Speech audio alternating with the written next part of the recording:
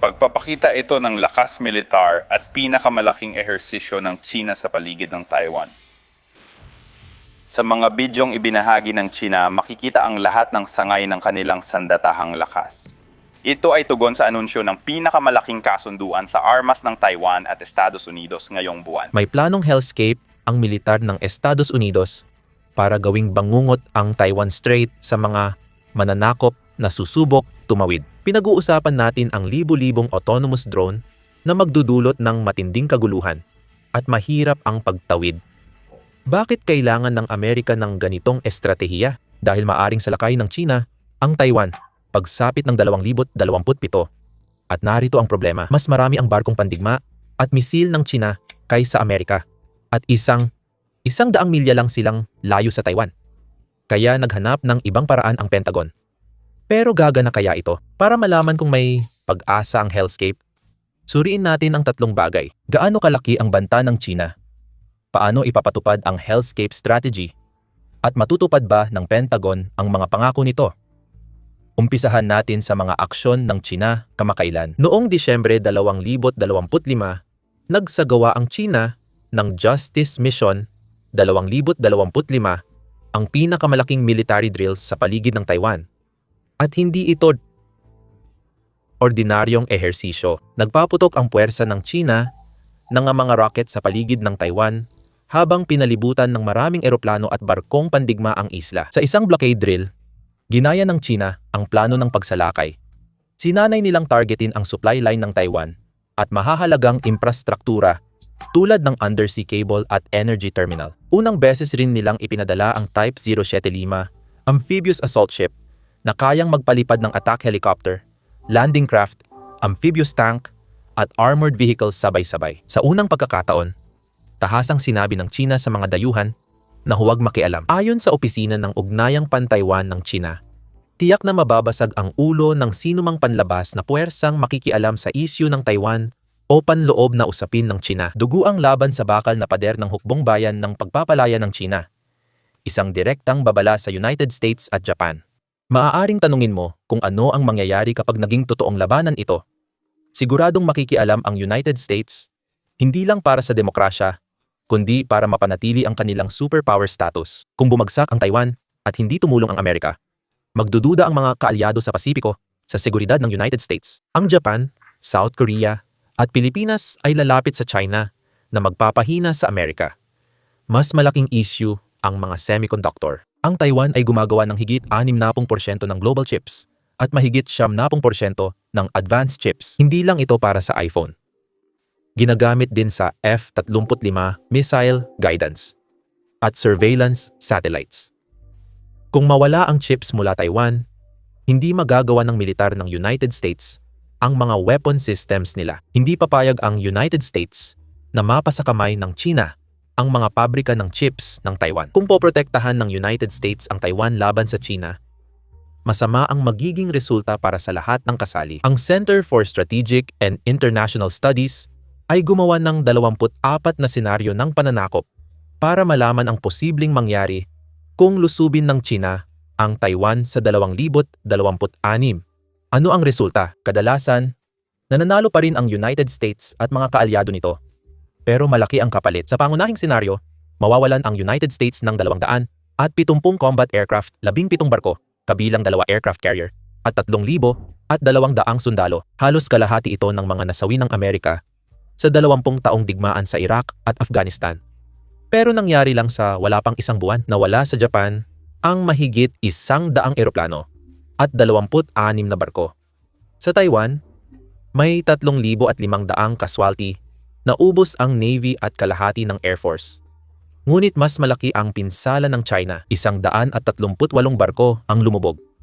155 eroplano ang nawasak at humigit kumulang 7,000 kaswalti sa lupa at 15,000 ang nawala sa dagat. Hamon ito sa Taiwan. At nakadepende ang tagumpay ng United States sa maayos na takbo ng lahat. Dapat lumaban ng todo ang Taiwan. Dahil kung hindi sila magsasakripisyo, maaaring agad matapos ang digmaan. Dapat ding payagan ng Japan ang United States na gamitin ang mga base nito at sumali sa digmaan. Pero pinakamahalaga, kailangang simulan agad ng Amerika ang direktang labanan. Walang modelong tulad ng sa Ukraine na pwedeng magpadala ng supply sa pagdaan ng panahon. Pag nagsimula ang putukan, di na posible ang pagpapadala sa isla. Kaya mahalaga ang unang oras. Hindi lang pananakop ang problema ng Pentagon. Maaaring hindi lusubin ng China, kundi putulin lang ang koneksyon ng Taiwan sa mundo at maghintay. Bangungot ang sitwasyon dahil umaasa ang isla sa pag-angkat ng enerhiya. Para makita ito, nagsagawa ang Center for Strategic and International Studies ng 26 na simulation ng blockade. Malungkot ang panahon. Mauubos ang natural gas sa 10 araw uling sa 7 linggo at langis sa 20 linggo. Sa 3 linggo, 73% na lang ang kuryente sa Taiwan. At sa 9 na linggo, 24% na lang ang matitira. Sapat lang ito para gumana ang mga ospital, ngunit titigil ang ibang operasyon, pati mga chip factory sa buong mundo. Ito ang tunay na problema. Hindi kayang lutasin ng Taiwan ang blockade mag-isa kahit buong lakas ng militar ng Taiwan, kayang sirain ng mga submarino at mina ng China ang 40% ng mga barkong papasok doon. Upang di sumuko ang kaalyado, kailangang makialam ang United States sa tulong militar nito. Magkakaroon ng supply ang Taiwan, kapalit ng libo-libong kaswalti, daan-daang eroplano, at 12 ng barko. At sa puntong iyon, nagkakagira na ang United States at China. Maaaring isipin mong hindi nakikilos ang China laban sa Taiwan dahil sa panganib ng digmaan kontra Estados Unidos. Pero ayon sa bagong pagtataya ng Pentagon, may nakakagulat silang prediksyon na hindi maganda. Ayon sa ulat noong Disyembre 2025, maaaring makuha ng China ang isla pagdating ng 2027. Hindi ito haka-haka. Nakabatay ito sa mismong pahayag ni Xi Jinping at totoong datos. Maaaring hindi pa handa ang China ngayon, pero pwedeng magbago ito sa malapit na hinaharap. Ang tunay na budget militar ng China ay posibleng triple sa inaamin nila. Mga 700 bilyon taon-taon. Mabilis pinalalakas ng China ang hukbong dagat. Kaya ito na ang pinakamalaki sa mundo. May 200 at 34 na barkong pandigma ang armada ng China at patuloy pang dumarami. Habang ang United States Navy ay may halos 200 at 19. May sarili na silang fleet ng aircraft carrier at nailunsad na ang ikatlo. Mas makapangyarihan pa rin ang United States Navy dahil mas moderno at malalaki ang barko nila. Pabor ang panahon sa China.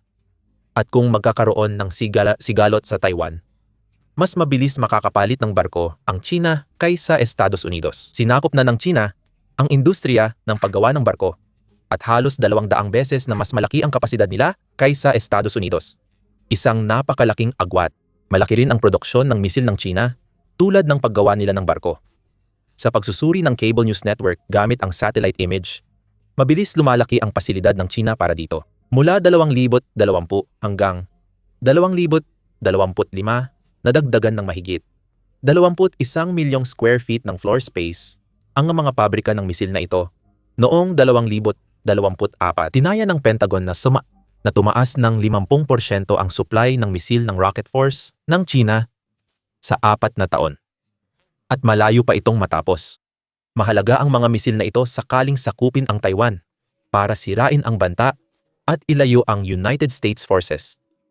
Hindi lang dami ang nakakatakot, nakapag-develop na rin ang China. Ang Dongfeng 26 missile na tinaguri ang Guam Killer gaya ng ipinapahiwatig ng pangalan ay partikular na dinisenyo upang tamaan ang mga base militar ng United States sa Pasipiko na maaaring magsilbing forward base sakaling magkaroon ng digmaan sa Taiwan. Ang Dongfeng 26D ang pinaka-latest na version ay may hypersonic glide vehicles na kayang umiwas sa depensa ng Amerika laban sa mga misil. Samantala, ang China ay nagsasagawa ng hindi pa nangyayaring pagpapalakas ng kanilang nuclear arsenal at napalago na nila ang kanilang stockpile sa 6 na nuclear warheads. Malinaw ang layunin. Sa 2027, gusto nilang magkaroon ng estratehikong panimbang laban sa United States at estratehikong pananakot at kontrol sa rehiyon. Ibig sabihin, gusto ng China pigilan ang sino mang gaganti sa kanila, lalo na ang mga bansang walang nuclear tulad ng Hapon. Mas nakakabahala, iba ang pananaw ng China sa mga kaswalti sa Estados Unidos. Dapat malinaw at mapatunayan sa publiko ang bawat kaswalti. Walang ganitong limitasyon sa autoritarian na sistema ng China, kaya tanggap ni Xi Jinping ang mga kaswalti na hindi kayang gawin ng Estados Unidos. Samantala, matinding kalkulasyon ngayon ay may demograpikong pagkakataon ang China para sa digmaan dahil sa dekada ng one-child policy. Malaki ang gender imbalance sa China kumpara sa ibang bansa. Sa loob ng maraming taon, mas marami ang mga lalaki kaysa babae sa China dahil sa abortion at pagpatay sa mga sanggol. Dahil dito, tinatayang 35 milyong kalalakihan sa China ang posibleng hindi na makapag-asawa o magkaanak. Ito ay resipe ng kaguluhang panlipunan. Ngunit may solusyon na rin dito noon pa. Ipadala ang labis na kalalakihan sa ibang bansa para makipagdigma. Malamig mang estratehiya ito. Maaaring ginagawa ng CCP. Pinakabahala ng Pentagon planners ay tila naghahanda ang China sa aktwal na pananakop. Lumalakas taon-taon ang aktibidad ng militar ng China malapit sa Taiwan. Sa buong 2025, 2 araw lang walang naitalang presensya ng eroplano o barko ng militar ng China malapit sa Taiwan. Tuloy-tuloy ang rehearsal nila na parang totoong operasyon sa Taiwan. Pinapaganda ang proseso, koordinasyon, at muscle memory. Mas malala pa, kaya na ng China na biglang magsagawa ng malalaking ehersisyo. Hindi mo na agad malalaman kung ensayo lang o totoong operasyon na ito. Ngunit ayon sa Pentagon, nagdadalawang isip pa ang mga leader ng China kung handa na ang kanilang militar para sa matagumpay na pananakop. Ang kawalang katiyakan na yon ang posibleng humahadlang kay Xi mag-utos. Dito papasok ang Hellscape Strategy. Kung ipatupad ito, maaaring lumala ang pagdududa ng China at mapigilan ang pananakop. Kung ibigay ni Xi Jinping ang utos, kayang mapigilan ng Hellscape ang armada ng pananakop sa unang mga oras. Para maintindihan ang estratehiyang ito, tingnan natin ang pahayag ni Admiral Samuel Paparo ng United States Indo-Pacific Command. Siya ang namumuno sa militar kung sakaling salakayin ng China ang Taiwan. Ganito niya inilarawan ang Hellscape. Gusto kong gawing Hellscape na walang tao ang Taiwan Strait gamit ang ilang classified na kakayahan para gawing miserable ang buhay nila sa loob ng 1 buwan at magkaroon ako ng oras para sa iba pang bagay. Talakayin natin ito. Pangalawa, tumatawid na sa Taiwan Strait ang invasion fleet ng China. Nagde-deploy naman ang United States ng libu-libong unmanned systems tulad ng submarines, surface ships at aerial drone. Hindi ito magagara o mahal na sandata. Mura, expendable, at marami talaga sila. Layunin nitong magdulot ng kaguluhan at mabigat na kaswalti sa mga posibleng mananakop at makakuha ng oras. Matagal bago makarating sa kanlurang Pasipiko, ang lakas militar ng United States, gaya ng aircraft carrier, fighter jet, at submarino. Kailangan din ng oras ng mga kaalyado tulad ng Hapon para maipakilos ang puwersa nila. Pero may iba pa. Nagbago rin ang pag-iisip ng militar ng Amerika dahil sa sitwasyon ng Taiwan. Hindi na epektibo ang tradisyonal na kagamitan. Madaling tamaan ng hypersonic missile ng China ang mga aircraft carrier. Nahirap pabagsakin ng Amerika. Abot na rin ng Chinese missile ang mga base militar sa Hapon at Guam. At kahit na may kalamangan pa rin ang Amerika pagdating sa kung gaano ka-advanced ang mga sistema nito, nauungusan na ito ng China pagdating sa dami ng produksyon. Sa halip na tapatan ang China sa tradisyonal na paraan, ibang laro ang ginagawa ng Hellscape, asymmetric warfare gamit ang mga autonomous na sistemang madaling isakripisyo. Ang inspirasyon ay mula sa Ukraine, kung saan ang murang drone ay epektibo laban sa mas maraming puwersa ng Russia. Isa itong revolusyon sa militar at hindi ito pagmamalabis. Kung ang 5,000 na commercial drone kayang sirain ang Russian tanks, paano pa kaya ang libu-libong military-grade autonomous systems laban sa invasion fleet sa makitid na kipot? Diyan napapasok ang replicator. Noong Agosto 2020, inanunsyo ni Deputy Defense Secretary Kathleen Hicks ang layunin na maglagay ng libu-libong autonomous na sistema sa loob ng 2 taon. Simple lang ang kanyang panukala. Sasalubungin natin ang PLA ng sarili nating dami. Pero mas mahirap itong planuhin, tamaan, at talunin. Nangako ang Pentagon na gagastos ng $1 bilyon para sa Replicator Initiative sa 2024 at 2025. Ang buong ideya ay bumili ng tinatawag na attritable systems na sa lengguwaheng militar ay tumutukoy sa mga drone na sapat na mura para hindi manghinayang ang mga commander kung mawawala man ito sa labanan. Ihambing mo yan sa mga tradisyonal na kagamitan. Ang isang Arleigh Burke destroyer ay nagkakahalaga ng humigit kumulang $2.5 bilyong. at inaabot ng 4 na taon bago mabuo. Malaking dagok ang mawalan ng isa. Pero kung libu-libong drone na tig 50,000 dolyar ang mawala, basta mas malaki ang pinsala sa kalaban, ayos lang. Ang kagawaran ng digmaan ay nakikipagtulungan sa mahigit 800 kumpanya, karamihan ay hindi tradisyonal na defense contractor, para makuha ang mga sistemang ito. May ilang nakumpirmang sistema tulad ng Switchblade 600 ng AeroVironment, mga loading munition, Altia 600 at Ghost X drone ng Enderit, at C-100 ng Performance Droneworks. Pero ang tanong, naipadala na ba ito? Lumampas na ang deadline ng Pentagon noong Agosto 2025 para sa Replicator. At malayo pa rin ang resulta sa ipinangako, sabi ng Congressional Research Service. Daan-daan lang ang naipadalang sistema ng Replicator. Hindi libu-libong ipinangako. Malaking problema ito. Isipin mo kung alam ng Beijing na daan-daan lang na drone ang kayang ipadala ng United States, hindi libu-libo. Hindi na nakakatakot ang hellscape at bumagsak ang estratehiya ng pananakot. Kaya nagmamadali ang Pentagon ngayon. Kailangan nilang bumili at magpakalat ng maraming drone system bago mag-2027. Pero may mabibigat silang balakid na haharapin. Una, kailangan talagang gumana ng mga drone mismo. At hindi lang natin pinag-uusapan ang mga individual na drone na lumilipad-lipad. Hamon ang software na magkokontrol sa libu-libong drone na sabay-sabay gumagana. Isipin mong subukang ikoordinasyon ang isang grupo ng 5,000 autonomous na makina, lahat ay nag-uusap-usap sa isa't isa, ng real-time, umaangkop sa mga banta, at gumagawa ng mga desisyon sa pag-atake sa isang iglap. Pagkatapos, nandyan pa ang paggawa. Ngayon, nakagagawa ang depensa ng United States ng daan-daang sistema. Ngunit nangangailangan ang hellscape ng libu-libong drone. Kailangang magtayo ng United States ng bagong pabrika at linya ng produksyon para sa maramihang drone. Kung wala ito, hindi seseryosohin ng China ang banta. Ngunit ang pinakamalaking hadlang ay ang kilalang sistema ng pagkuha ng Pentagon. Mabagal at burokratiko ang prosesong ito. Ginawa para sa pagbili ng mahal at matagal gawin na barko o fighter jet. Hindi ito epektibo sa mabilis magbago at innovative na larangan ng drone.